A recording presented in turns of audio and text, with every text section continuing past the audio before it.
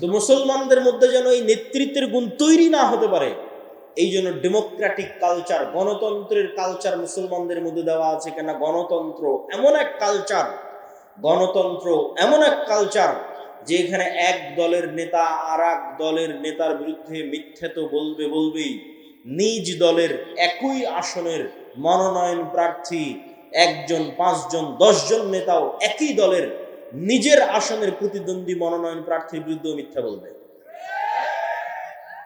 কেননা মিথ্যা না বললে টিকতে পারবে না, চলতে পারবে না। গীবত পরহিংসা না করলে টিকতে এবং চলতে পারবে না। তাহলে যে একবার মিথ্যা বলে ফেললো, যে মিথ্যার কালচারে একবার নিজেকে জড়িয়ে ফেললো, তার দ্বারা কোনোদিন প্রকৃত নেতৃত্ব হবে না। এই নেতা যদি প্রধানমন্ত্রী হয়ে যায়, এই নেতা যদি রাষ্ট্রপতিও হয়ে যায়, এই নেতা যদি এমপিও হয়, এই নেতা যদি মন্ত্রীও হয়, তাহলে যে নিজের দলের মনোনয়ন প্রার্থীর বিষয়ে অন্য দলের নেতার বিষয়ে মিথ্যা বলেছে, দুর্নীতি করেছে, ধোঁকা দিয়েছে, তাকে ভারত আর আমেরিকা টাকা দিয়ে কিনতে পারবে না? পারবে না? বলেন, পারবে? ও তো দুর্নীতিগ্রস্ত, তো মিথ্যার ওপর প্রতিষ্ঠিত হয়েছে, তার তো মেরুদণ্ড সোজা নয়। ফলতে ডেমোক্রেটিক কালচারের মধ্যে যে নেতাই আসবে, সেই নেতাই পশ্চিমাদের পা চাটবে, না হয় পাশের দাদাবাবুদের পা চাটবে, টাকার কাছে বিক্রি হয়ে যাবে। আর একটা কালচার মুসলমানদের মধ্যে রাখা আছে, সেটা হচ্ছে সুদের কালচার। এই সুদের কালচার মিথ্যা তৈরি করে। রাসূলুল্লাহ সাল্লাল্লাহু আলাইহি ওয়াসাল্লাম বলছেন, আল্লাহুম্মা ইন্নী আউযু বিকা মিনাল মা'সামি ওয়াল মাগরাম। আল্লাহ পাপ থেকে বাঁচতে চাই, গুনাহ থেকে বাঁচতে চাই এবং ঋণ থেকে বাঁচতে চাই।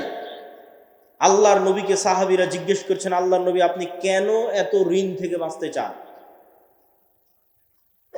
আল্লাহুম্মা ইন্নী আউযু বিকা মিনাল হাম্মি ওয়াল হুজনি। এই দোয়ার মধ্যে রাসূলুল্লাহ সাল্লাল্লাহু আলাইহি ওয়াসাল্লাম বলেছেন, ওয়া যালঈদ দাইনি ওয়া গালাবাতির রিজাল। হে আল্লাহ, ঋণের বোঝা থেকে বাঁচতে চাই।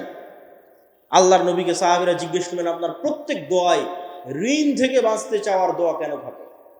রাসূলুল্লাহ সাল্লাল্লাহু আলাইহি ওয়াসাল্লাম উত্তরে বললেন, মানুষ যখন লোন নেওয়া শুরু করে তখন সে মিথ্যা বলাও শুরু করে।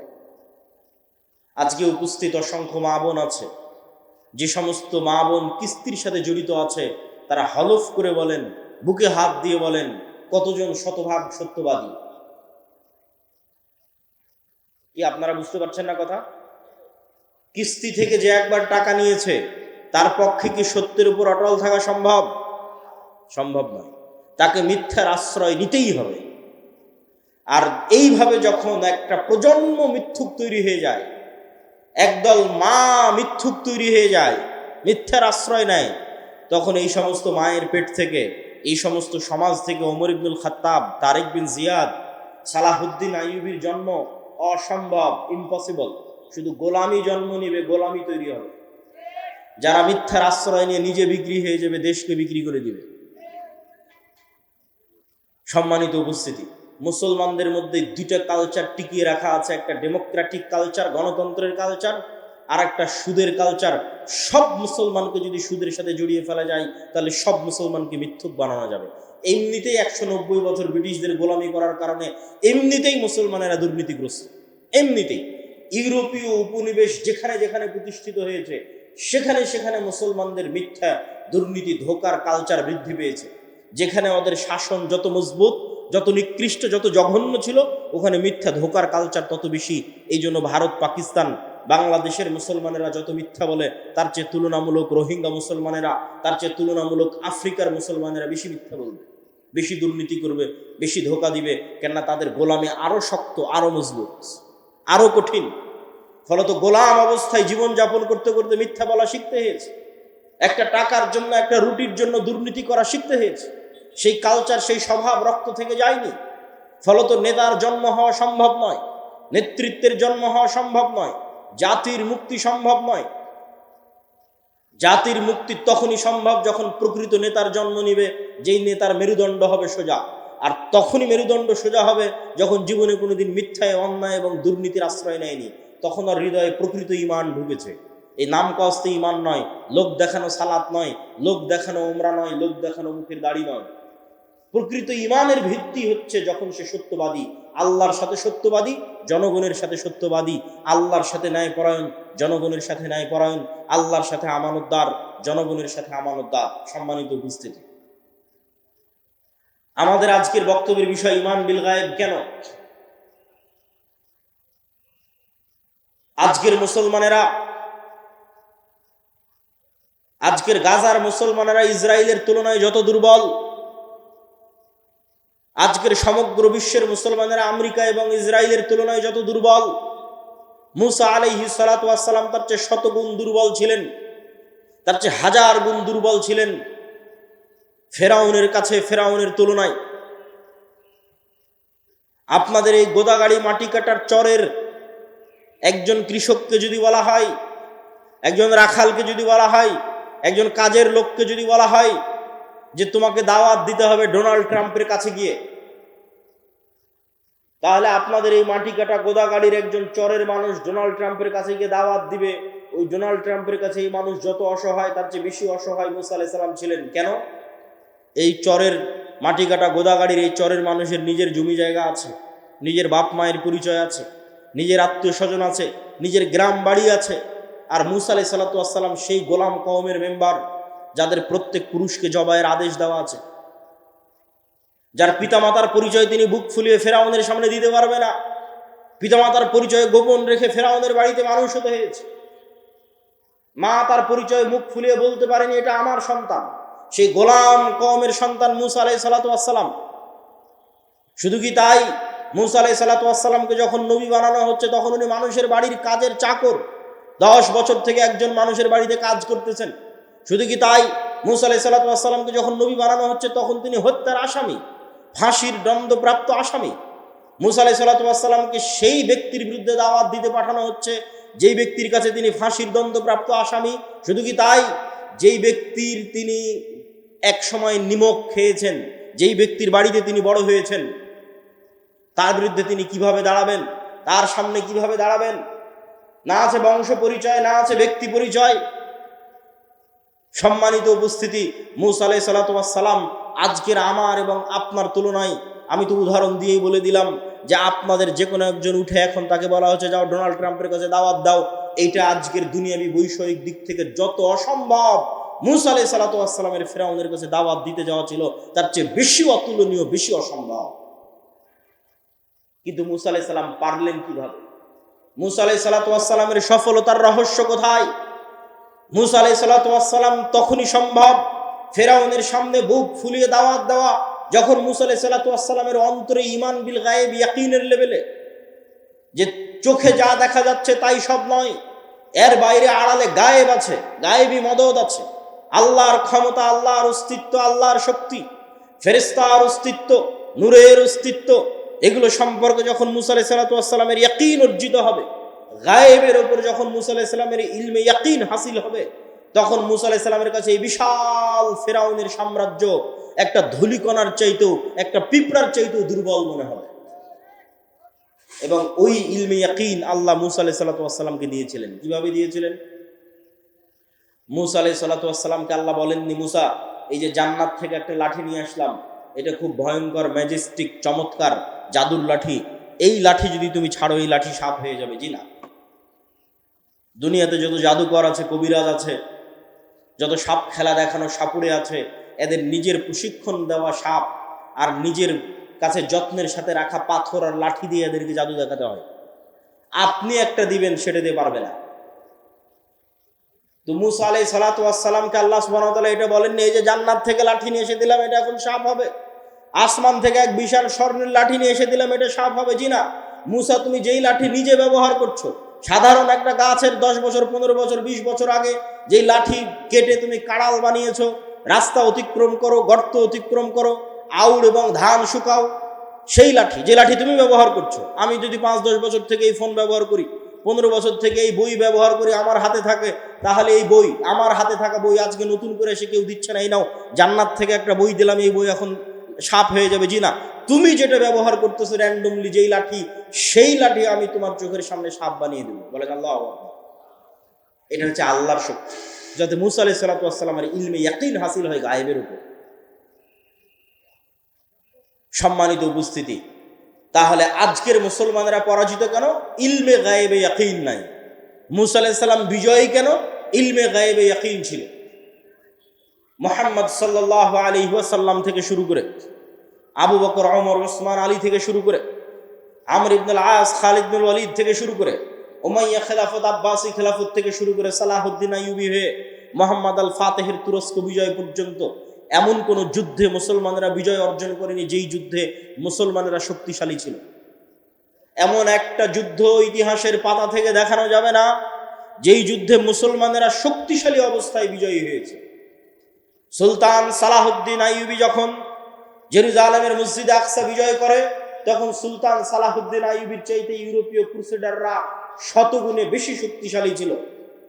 সুলতান মোহাম্মদ আল ফাতেহ যখন তুরস্কের ইস্তাম্বুল বিজয় করে, তখন তুরস্কের রাজা বাদশারা, ইউরোপের রাজা বাদশারা সুলতান মোহাম্মদ আল ফাতেহের চাইতে বেশি শক্তিশালী ছিল। জহিরুদ্দিন বেরবাস যখন মিশরের মাটিতে হালাকু খা চেঙ্গিস খাকে পরাজিত করে, তখন এই পুরো বিশ্বে হালাকু খা চেঙ্গিস খানের চাইতে শক্তিশালী আর কেউ ছিল না। আব্বাসীয় খেলাফতের রাজধানী বাগদাদকে মাটির নিচে পিষে দিয়ে হালাকু খা চেঙ্গিস খা মিশর দখল করতে গেছে। পুরো পৃথিবীতে তাদের মোকাবেলা করবে এরকম কোনো শক্তি ছিল না। মুহাম্মদ সাল্লাল্লাহু আলাইহি ওয়াসাল্লাম যখন বদরে অবতীর্ণ হয়েছে, উহুদে অবতীর্ণ হয়েছে, খন্দকে অবতীর্ণ হয়েছে, তখন মুহাম্মদ সাল্লাল্লাহু আলাইহি ওয়াসাল্লামের চেয়ে মক্কার কাফের, কুরাইশ, মুশরিকরা কয়েক শতগুণ বেশি শক্তিশালী ছিল দুনিয়াবি অস্ত্রপাতি এবং সাজ সরঞ্জামের দিক থেকে। দাউদ আলাইহিস সালাতু ওয়াস সালামকে যেই দিন আল্লাহ জেরুজালেম বিজয়ের তৌফিক দিয়েছেন, সেই দিন দাউদ আলাইহিস সালাতু ওয়াস সালামের সাথে মাত্র 313 জন ছিল। সম্মানিত উপস্থিতি, তাহলে বিজয় শক্তি দিয়ে নয়, বিজয় ক্ষমতা দিয়ে নয়, বিজয় অর্জিত হয় গায়েবী মদদে। ওই গায়েবের উপরই যদি বিশ্বাস না থাকে, তাহলে আপনাকে মন্দির পাহারা দিয়ে ক্ষমতা দখল করতে হবে। আর যদি গায়েবের উপর বিশ্বাস থাকে, তাহলে শুধু বাংলাদেশের ক্ষমতা নয়, পুরো পৃথিবীর ক্ষমতা অর্জন করা যাবে। কেননা কোরআনে পুরো পৃথিবীর ক্ষমতা অর্জনের রাস্তা বলে দেওয়া আছে। কিন্তু ওই মানের ঈমানওয়ালা একটা প্রজন্ম তৈরি হচ্ছে না, ওই মানের সততা, ন্যায়পরায়ণতার গুণে গুণান্বিত হবে এরকম একটা প্রজন্ম তৈরি হচ্ছে, যে প্রজন্মের জন্য এই বিজয় অপেক্ষা করছে। সেই প্রজন্ম তো আসতে হবে যাদেরকে আল্লাহ সুবহানাহু ওয়া তাআলা বিজয়ের জন্য মনোনীত করেছে। সেই প্রজন্ম তো তৈরি হতে হবে যাদের হাতে আল্লাহ সুবহানাহু ওয়া তাআলা বিজয় লিখে রেখেছে। সম্মানিত উপস্থিতি, আজকে আমরা ঈমান বিল গায়বের একটা অংশের উপর আলোচনা করব। আল ঈমান বিল মালাইকা, ফেরেশতাদের উপর ঈমান। ফেরেশতাদের অস্তিত্ব, ফেরেশতাদের ক্ষমতা, ফেরেশতাদের উপস্থিতি, ফেরেশতাদের কাজ। আজকে আমরা এবং আপনারা এখানে উপস্থিত আছি, এটা যতটুকু সত্য তার চেয়ে বেশি সত্য ফেরেশতাদের অস্তিত্ব। এইটার মতো নয়, এটার চেয়ে বেশি। আপনি যদি আপনার পিতামাতার সন্তান হন, তাহলে আপনার পিতামাতার অস্তিত্ব আপনার কাছে যত সত্য, আর আপনার পিতামাতার কাছে আপনি সন্তান হিসেবে সন্তানের অস্তিত্ব যত সত্য, তার চেয়ে বেশি সত্য আপনার সাথে আপনার পিতামাতার সাথে ফেরেশতা আছে। এটা বেশি সত্য। কেন বেশি সত্য? এটাকে আমি এমনি বানিয়ে বলছি যে না, আমাদের আদি পিতা আদম আলাইহিস সালাতু ওয়াস সালামকে যখন সৃষ্টি করা হয়, তখন সৃষ্টির পর তিনি প্রথম অন্য কোনো মানুষের সাথে পরিচিত হননি। যে আদম, এই যে তোমাকে সৃষ্টি করলাম, এই যে তোমার বাপ মা, এই যে তোমার ভাই বোন, আর এই যে তোমার স্ত্রী, আর এই যে তোমার পুত্র, যেটা এখন আমরা হচ্ছে, যে আমরা জন্মের পরে প্রথম কার সাথে পরিচিত হচ্ছে, এটা আমার মা, এটা আমার বাপ, এটা আমার সন্তান, এটা আমার ভাই, এটা আমার বোন। জন্মের পরে এগুলোর সাথে আমরা প্রথম পরিচিত হই। কিন্তু আমরা যখন প্রথম সৃষ্টি হয়েছি, তথা আমাদের আদি পিতা আদম আলাইহিস সালাম যখন প্রথম সৃষ্টি হয়েছে, তখন আদম আলাইহিস সালাম জন্মের পরে অন্য কোনো মানুষের সাথেই পরিচিত হয়নি। সর্বপ্রথম পরিচিত হয়েছে ফেরেশতাদের সাথে। বলেন আল্লাহু আকবার। তাহলে আপনার বাপ মায়ের অস্তিত্বের আগে ফেরেশতার অস্তিত্ব না আগে বাপ মায়ের অস্তিত্ব? ফেরেশতার অস্তিত্ব। আপনি যখন প্রথম সৃষ্টি হয়েছেন, তখন প্রথম পরিচিত হয়েছেন ফেরেশতার সাথে। ওয়াইদ কুলনা লিল মালাইকাতি ইসজুদু লিআদম ফাসাজাদু ইল্লা ইবলিস আবা ওয়াস্তাকবারা। ওয়াইদ ক্বালা রাব্বুকা লিল মালাইকাতি ইন্নী জাইলুন ফিল আরদি খলিফা ক্বালু আতাজআলু ফীহা মান ইফসিদু ফীহা ওয়া ইয়াসফিকু আদ-দিমা আল্লাহ ফেরেশতাদের ডাক দিয়ে বললেন, কোরআনে আল্লাহ বলছেন সৃষ্টির ঘটনা শুরুই ফেরেশতা দিয়ে। আল্লাহ ফেরেশতাদের ডাক দিয়ে বললেন, ইন্নী জাইলুন ফিল আরদি খলিফা, আমি পৃথিবীতে মানুষ সৃষ্টি করতে চাই। ফেরেশতারা উত্তরে বলল, আতাজআলু ফিহা মান ইফসিদু ফিহা ওয়া ইয়াসফিকুদ দিমা, আপনি কি পৃথিবীতে এমন জাতি তৈরি করবেন যারা ফিতনা তৈরি করবে, রক্ত প্রবাহিত করবে, ফাসাদ তৈরি করবে? আমরা তো আপনার তাসবিহ তাহলিল করার জন্য আছি। আল্লাহ বললেন, আমি যা জানি তোমরা তা জানো না।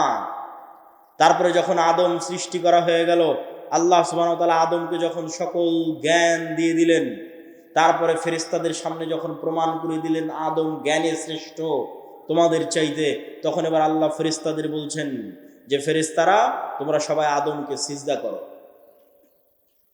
সম্মানিত উপস্থিতি, তাহলে এই যে আদম আলাইহিস সালাতু ওয়াস সালাম সৃষ্টি হওয়ার পর প্রথম ভিন্ন জগতের দুইটা প্রাণীর সাথে পরিচিত হয়েছে। এই ভিন্ন জগতের দুই প্রাণী সম্পর্কে জানাই এই পৃথিবীর গেম এবং খেলা জানার আসল রিয়ালিটি। এই দুই ভিন্ন জগতের প্রাণীর, একটা শয়তান, একটা ফেরেশতা। আপনাকে আল্লাহ সুবহানাহু ওয়া তাআলা যেই খেলা খেলতে পাঠিয়েছে, ওই খেলার যদি নিয়ম কানুন না জানেন তাহলে খেলে লাভ নাই, খেলতে পারবেন না। যখন ক্রিকেটের মাঠে খেলতে যাবেন তখন কিভাবে বল করলে ওয়াইড হয়, নো হয়, ছক্কা হয়, ফোর হয়, আর ফুটবল খেলতে গেলে ফাউল হয়, প্লান্টিক হয়, আউট হয়, এই যদি নিয়ম না জানা থাকে তো প্লেয়ার খেলতে পারবে না। তো আমরা যে এই পৃথিবীতে আছি, এই পৃথিবীতে আমাদের পাঠানোর যে ঘটনা আল্লাহ কোরআনে তুলে ধরেছে, আল্লাহ সুবহানাহু ওয়া তাআলা পৃথিবীতে পাঠানোর যে ঘটনা তুলে ধরেছে, সেটার মধ্যে পৃথিবীর গেম, সিক্রেট যে গেম, যে খেলা, ওটা লুকিয়ে আছে। সেটা যুক্তই আছে অদৃশ্য দুই প্রাণীর সাথে, একটা শয়তান, একটা ফেরেশতা। মানুষের সাথে যুক্তই নাই। আল্লাহ বর্ণনাই শুরু করেছেন এইভাবে। ইবলিস শত্রু হয়ে গেল, আল্লাহ সুবহানাহু ওয়া তাআলা কুল নাহবিতু বা'দুকুম লিবা'যিন আদু, আল্লাহ সুবহানাহু ওয়া তাআলা বলেন আজকে তোমরা নেমে যাও, আসমান থেকে নেমে যাও, জান্নাত থেকে নেমে যাও, আজ থেকে তোমরা একজন আর একজনের শত্রু। ফাইম্মা ইয়াতিয়ান্নাকুম মিন্নি হুদান ফামান তাবিআ হুদায়া ফালা খাউফুন আলাইহিম ওয়ালা হুম ইয়াহজানুন, তোমরা একজন আর একজনের শত্রু, তবে আমার পক্ষ থেকে হেদায়েত আসবে, হেদায়েতের নূর আসবে। এই নূর দিয়ে যাদের কালব আলোকিত হবে, যাদের হৃদয় এই নূরের আলোতে আলোকিত হবে, তাদের জন্য এই শয়তান কোনো ক্ষতি করতে পারবে না। আর যাদের কালব এই নূরের আলোয় আলোকিত হবে না, এই শয়তান তাদের সবচেয়ে বড় শত্রু, আদুউম মুবিন, সবচেয়ে বড় শত্রু। আর একমাত্র প্রকৃত বন্ধু হচ্ছে ফেরেশতা, আর একমাত্র শত্রু হচ্ছে শয়তান। যে আপনার নামে মিথ্যা অপবাদ দিয়েছে, জমি দখল করে নিয়েছে, টাকা মেরে নিয়েছে, ওর চেয়ে বড় শত্রু শয়তান। আর যে আপনার সাথে রাত দিন আড্ডা দিচ্ছে, আপনাকে বিড়ি সিগারেট খাওয়ার দাওয়াত দিচ্ছে, ওর চাইতে আপনার হিতাকাঙ্ক্ষী প্রকৃত বন্ধু হচ্ছে ফেরেশতা। এই দুইটা সম্পর্কে জানাই হচ্ছে এই পৃথিবীর গেমের আসল রহস্য। খেলতে পারবেন ভালো যদি জানা থাকে। এই জন্য গায়েব সম্পর্কে জ্ঞান অর্জন করতে হবে। গায়েবের জ্ঞান ওহীর মাধ্যমে সম্ভব। সম্মানিত উপস্থিতি, আমাদের আলোচ্য বিষয় ঈমান বিল মালায়েকা, ফেরেশতা। ফেরেশতারা নূরের তৈরি। নূর, অল কাইন্ড অফ লাইট, এক প্রকারের আলো যা পৃথিবীতে বিরাজমান, অস্তিত্বশীল। ঠিক এই আলো যেমন পৃথিবীতে বিরাজমান, অস্তিত্বশীল, সূর্যের আলো যেমন বিরাজমান, অস্তিত্বশীল, নূরের আলো পৃথিবীতে বিরাজমান, অস্তিত্বশীল। তবে নূরের আলো সূর্যের আলো নয়। নূরের আলো এই লাইট, বৈদ্যুতিক লাইটের আলো নয়। এটা এক প্রকারের আলো যা পৃথিবীতে অস্তিত্বশীল, যেমন সূর্যের আলো অস্তিত্বশীল, যেমন এই লাইটের আলো অস্তিত্বশীল। এবং এই নূর মানুষের কালবে তৈরি হয়, কানে তৈরি হয়, চোখে তৈরি হয়, মানুষের ডানে বামে, সামনে নিচে উপরে সর্বত্র নূর তৈরি হয়। মানুষের আমল নূর তৈরি করে। কোরআন নূর, দ্বীন ইসলাম নূর। এই নূর সম্পর্কে রাসূলুল্লাহ সাল্লাল্লাহু আলাইহি ওয়াসাল্লাম বলছেন, আল্লাহুম্মা আউযু বিনূরি ওয়াজহিকাল্লাযী আশরাকাত লাহুদ দুলুমাত ওয়া সালুহা আলাইহি আমরুদ দুনিয়া ওয়াল আখিরাহ। হে আল্লাহ, আপনার চেহারা যেই নূর দিয়ে ঢাকা আছে, সেই নূরের দোহাই দিয়ে আপনার কাছে পরিত্রাণ চাচ্ছি, যেই নূরের উপর আসমান এবং জমিনের সকল কাজ একটা আর একটার সাথে কানেক্টেড, যেই নূরের মাধ্যমে। হিজাবুহু নূর লাউ কাশাফাহু লাআহরাকাত সুবহাত ওয়াজহি। আল্লাহর চেহারার পর্দা হচ্ছে নূর।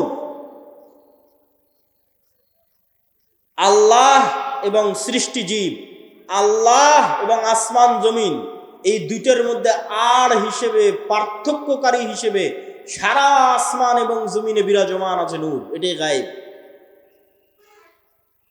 যদি এই নূরের পর্দা সরিয়ে নেওয়া হতো, লাউ কাশাফাহু লাআহরাকাত সুবহাত ওয়াজহি, তাহলে আল্লাহর চেহারার তাজাল্লিতে আসমান এবং জমিন জ্বলে পড়ে ছারখার হয়ে যেত। এই নূর সম্পর্কে রাসূলুল্লাহ সাল্লাল্লাহু আলাইহি ওয়াসাল্লাম বলেন, আল্লাহুম্মা জাআল ফি কলবি নূরা, হে আল্লাহ আমার হৃদয়ে নূর তৈরি করে দেন। ওয়া ফি সামঈ নূরা, আমার কানে নূর তৈরি করে দেন। ওয়া ফি বাসরি নূরা, আমার চোখে নূর তৈরি করে দেন। আমার সামনে পিছনে ডানে বামে সর্বত্র নূর তৈরি করে দেন। তাহলে নূর এমন একটা অস্তিত্বশীল বিষয় যা তৈরি হতে পারে। আপনার চোখের পাওয়ার যেমন ধরা পড়ে, বাস্তবে তো ধরা পড়ে না, বাস্তবে তো দেখলে চোখ ঠিকই আছে, কিন্তু মেশিনে দেওয়ার পর যখন ধরা পড়ে যে চোখের পাওয়ার কমে গেছে, কাজের বাস্তবায়নে যখন অনুভূতি দেখেন যে না আমি কম দেখতে পাচ্ছি, তো আপনার চোখের পাওয়ারের কম বেশি যেমন সত্য, আপনার চোখে নূর আছে অথবা না এটা তার চেয়ে বেশি সত্য। আপনার হার্টবিট যেমন কাঁপতেছে, রক্ত যেমন প্রবাহিত হচ্ছে, এই রক্তের প্রেসার চোখে দেখা যায় না, কিন্তু যখন ঠিকই যন্ত্র ধরা হচ্ছে তখন রক্তের প্রেসার উঠে আসতেছে। শরীরের তাপমাত্রা চোখে দেখা যায় না, কিন্তু যখন ঠিকই থার্মোমিটার ধরা হচ্ছে তখন উঠে আসতেছে। এই থার্মোমিটারে শরীরের তাপমাত্রা যত সত্য, এই রক্তের প্রেসার যত সত্য, এই হার্টবিট যত সত্য, এই হার্টের মধ্যে নূর তৈরি হয় তার চেয়ে বেশি সত্য। সম্মানিত উপস্থিতি, আমি বলিনি, রাসূলুল্লাহ সাল্লাল্লাহু আলাইহি ওয়াসাল্লামের হাদিসের অনুবাদ করছি। এটাই গায়েব। এই গায়েব সম্পর্কে যত জ্ঞান অর্জন করবেন তত আপনার জন্য এই পৃথিবীতে চলা সহজ হয়ে যাবে। আজকে এখানে আব্দুর রাজ্জাক বিন ইউসুফ, আব্দুল্লাহ বিন আব্দুর রাজ্জাক আসবে, এটা শোনার পর যারা এখানে উপস্থিত হয়েছেন তাদের অন্তরে বিন্দু মাত্র হলেও নূর আছে, এই জন্য এখানে উপস্থিত হতে পেরেছে। আর যারা শোনার পরও, কোনো কাজ না থাকার পরও, জরুরি প্রয়োজন না থাকার পরও আসেননি, খোঁজ নিয়ে দেখেন, বিশেষ করে যদি 3 জুমা পরস্পর মিস দিয়ে থাকে, তাহলে খাতামাল্লাহু আলা কুলুবিহিম, ওর অন্তরে চুল পরিমাণও নূর নাই, ওটা একটা মৃত হৃদয়। এইভাবে আমাদের হৃদয়ে, আমাদের চোখে, আমাদের কানে, ডানে বামে নূর আছে, নূর তৈরি হয়। আল্লাহ সুবহানাহু ওয়া তাআলা কোরআনকে নূর বলছেন। মা কুনতা তাদরি মাল কিতাব ওয়ালাকিন মা কুনতা তাদরি মাল কিতাব ওয়ালাল ঈমান ওয়ালাকিন জাআলনাহু নূরান নাহদি বিহি মান নাশা। হে আল্লাহর নবী, আপনি জানতেন না কিতাব কাকে বলে, আপনি জানতেন না ঈমান কাকে বলে। আমি আল্লাহ এই কোরআনকে নূর বানিয়ে দিয়েছি, যেই নূরের আলোয় আলোকিত হয়ে মানুষ রাস্তা খুঁজে পাবে। যত কোরআন পড়বেন তত নূর তৈরি হবে। দিন নূর। আল্লাহ সুবহানাহু ওয়া তাআলা বলছেন, ইউরিদুনা লিইউতফিউ নূরাল্লাহ ওয়াল্লাহু মুতিম্মু নূরিহি। কাফের এবং মুশরিকেরা চায় আল্লাহর নূরকে ফু দিয়ে নিভিয়ে দিতে, আর আল্লাহর নূরকে সারা পৃথিবীতে বিজয়ী করবেন, প্রতিষ্ঠিত করবেন। বলেন আল্লাহু আকবার। এই নূর হচ্ছে ইসলাম। ওয়াহী নূর। আল্লাহ সুবহানাহু ওয়া তাআলার পক্ষ থেকে যে ওয়াহী এসেছে, কোরআন ওয়াহী, ইসলাম ওয়াহী, এই ওয়াহী নূর। এই নূরকে আল্লাহ সুবহানাহু ওয়া তাআলা বিজয়ী করেই ছাড়বেন পৃথিবীতে। আল্লাহ নিজে বলছেন পবিত্র কোরআনে। সম্মানিত উপস্থিতি, ঠিক তেমনি আমি যেটা বললাম যে আপনাদের সৎ আমল নূর তৈরি করে। ঠিক যেমন আপনারা মোবাইলের ব্যাটারিতে চার্জ দিয়ে সারাদিন ব্যবহার করলেন, সারা রাত চার্জ দিলেন, সারাদিন ব্যবহার করলেন, ঠিক এই দুনিয়াতে আমলের মাধ্যমে আমরা নূর রিসিভ করি, নূর জমা করি, নূর তৈরি করি। আর এই গায়েবের পর্দা উন্মোচন হওয়া মাত্র, তথা মৃত্যু এসে যাওয়া মাত্র, মৃত্যু আসা আর গায়েবের পর্দা উন্মোচিত হওয়া শেষ। তথা মৃত্যু আসার পর থেকে আপনি গায়েবের জগতে চলে গেছেন, যেটা এতদিন বিশ্বাস করতেন সেই জগতে চলে গেছেন। ওই জগতে যাওয়ার পর থেকেই এই দুনিয়াতে করা আমলের প্রভাব দেখতে পাবেন। আপনার আমলের নূর আপনার অন্ধকার কবরকে আলোকিত করবে, আপনার আমলের নূর কিয়ামতের অন্ধকারকে আলোকিত করবে। আপনার আমলের নূর আপনাকে পুলসিরাত অতিক্রম করতে সহযোগিতা করবে। আল্লাহ সুবহানাহু ওয়া তাআলা কোরআন মাজিদে বলছেন, ওয়াল্লাযীনা আমানু মাআহু নূরুহুম ইয়াসআ বাইনা আইদিহিম ওয়া বিআইমানিহিম, যারা ঈমান আনয়ন করেছে তাদের নূর কিয়ামতের মাঠে তাদের ডানে বামে বিচ্ছুরিত হবে। ইয়াওমা তারাল মুমিনিনা ওয়াল মুমিনাত নূরুহুম ইয়াসআ নূরুহুম বাইনা আইদিহিম ওয়া বিআইমানিহিম, মুমিন এবং মুমিনারা কিয়ামতের মাঠে দেখতে পাবে তাদের আমলের নূর তাদের ডানে এবং বামে বিচ্ছুরিত হচ্ছে। আজকে যখন আপনি ওযু করছেন তখন আপনি নূর তৈরি করছেন। এই নূর আজ দেখা যাচ্ছে না, যদিও বাস্তবে অস্তিত্বশীল আছে, কিন্তু গায়েব দেখা যাচ্ছে না, নূরই গায়েব। কিন্তু যখন কিয়ামতের মাঠে যাবেন তখন এই ওযুর অঙ্গ প্রত্যঙ্গগুলো নূরের আলোয় আলোকিত থাকবে। বলেন আল্লাহু আকবার। এটা আপনার দুনিয়াতে করা ওযুর প্রভাব কিয়ামতের মাঠে দেখা যাবে। দুনিয়াতে ওযু করে যে নূর জমা করেছেন সেই নূর কিয়ামতের মাঠে প্রকাশিত হবে। এই নূর অস্তিত্বশীল, এই নূর বাস্তব। সম্মানিত উপস্থিতি, সেই নূরের তৈরি হচ্ছে ফেরেশতা।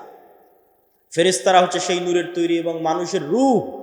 ইবনুল কাইয়িম রাহিমাহুল্লাহ বলছেন, মানুষের রূহ নূরুন লাতীফ, নূরের একটা সূক্ষ্ম প্রকার হচ্ছে মানুষের রূহ। এই জন্য দেখা যায় না, এই জন্য ধরা যায় না। সম্মানিত উপস্থিতি, তাহলে নূর যদি পৃথিবীতে অস্তিত্বশীল থাকে, বিরাজমান থাকে, ফেরেশতারা যদি পৃথিবীতে অস্তিত্বশীল থাকে, বিরাজমান থাকে, আমি আপনি দেখি না কেন? আমি আপনি ধরতে পারি না কেন? বিজ্ঞানের যন্ত্র ধরতে পারে না কেন? আবিষ্কার করতে পারে না কেন? আজ থেকে 100 বছর আগে এই মাটিকাটা গ্রামে যে মানুষ মারা গেছে, সেই মানুষকে যদি আপনি এখন উঠিয়ে বলেন যে শোনো, আমি কথা বলবো এখানে, আর আমার কথা এখন সাথে সাথে ঢাকায় গিয়ে বাজবে। আমি কথা বলবো এখানে, বাজবে ঢাকায় সাথে সাথে। আর আমি কথা বলবো এখানে, বাজবে সৌদি আরবে, আমেরিকা, ইউরোপে সাথে সাথে। 1 সেকেন্ড দেরি হবে না, বিশ্বাস করবে। এটা তার কাছে গায়েব ছিল। আজ থেকে 100 বছর আগে যারা পৃথিবীতে চলে গেছে, পৃথিবী থেকে চলে গেছে, এটা তাদের কাছে গায়েব। আর আল্লাহ আমাদের জন্য এই নিয়ামত উন্মোচন করে দিয়েছে। কথা বলছি এখানে, এই লাইভে ক্যামেরায় আমেরিকায় যে বসে আছে সেও শুনতে পাচ্ছে আমার কথা এখান থেকে ইনস্ট্যান্ট ভেসে উড়ে আমেরিকা গিয়ে বাজতেছে। 100 বছর আগে মানুষ এটা বিশ্বাস করত না। অথচ যেই ওয়েভ, যেই মাইক্রোওয়েভ, রেডিও ওয়েভ, আলোর তরঙ্গের মধ্যে দিয়ে মানুষের আওয়াজ এবং মানুষের দৃশ্য ট্রান্সফার হচ্ছে, আলোর গতির সাথে ট্রান্সফার হচ্ছে, এই ওয়েভের মধ্যে ডাটা ধারণ করার ক্ষমতা তথা মানুষের আওয়াজ ধারণ করার ক্ষমতা, মানুষের দৃশ্য ধারণ করার ক্ষমতা আল্লাহ যেই দিন পৃথিবী সৃষ্টি করেছিলেন ওই দিন থেকেই ছিল, মানুষ জানত না, ওই দিন থেকেই ছিল। আজ এসে মানুষ আবিষ্কার করেছে, কিরে এই আলোর তরঙ্গ তো ডাটা ধারণ করে, যেটার উপর আজকের ইন্টারনেট দাঁড়িয়ে আছে, যেটার উপর আজকের আধুনিক মোবাইল কম্পিউটারের সভ্যতা দাঁড়িয়ে আছে, শুধু এই আলোর মাইক্রোওয়েভ, রেডিও ওয়েভের মাধ্যমে ডাটা ট্রান্সফার করা।